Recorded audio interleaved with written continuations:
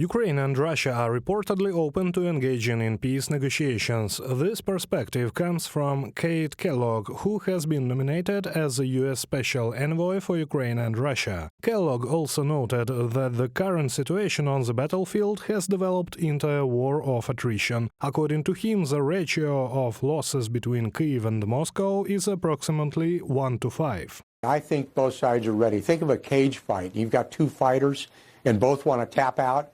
You need a referee to kind of separate them. And I think President Donald J. Trump can do that. I think he's got a vision to do that. I think he's got the energy to do that.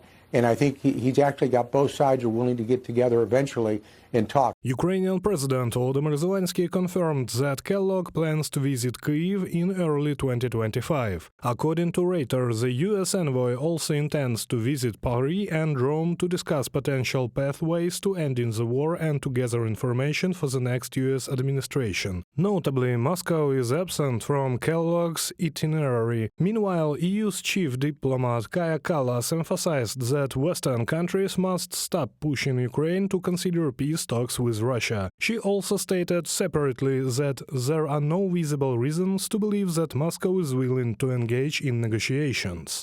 There is no point pushing Zelensky to talk when Putin doesn't want to talk. Supporting Ukraine now is much cheaper than enduring the war later. Russia hasn't changed its goals. I mean, we need to be very honest with ourselves in this regard. Keith Kellogg, vice-president of the European Commission, in a commentary for the Financial Times.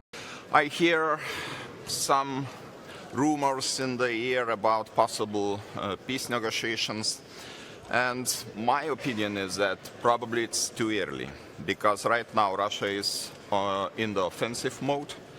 Russia is going forward. Russia feels to be stronger side in every possible negotiations.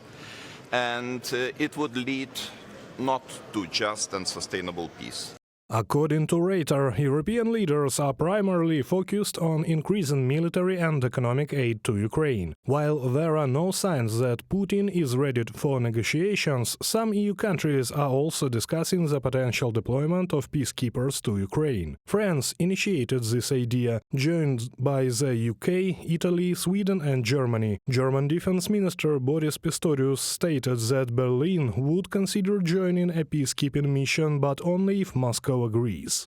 Нам потрібно розробити всі деталі щодо контингенту. We need to work out all the details regarding the contingent. We are simply saying that this could be part of the security guarantees. Certainly, the most important security guarantee for us is NATO, and undoubtedly, until Ukraine joins NATO, such an aspect can be considered. The only issue is that it shouldn't be a fabricated arrangement. We need effective mechanisms. If we talk about a contingent, we need specifics. How many? What they will do if there is aggression from Russia. There is a lot to discuss on this topic.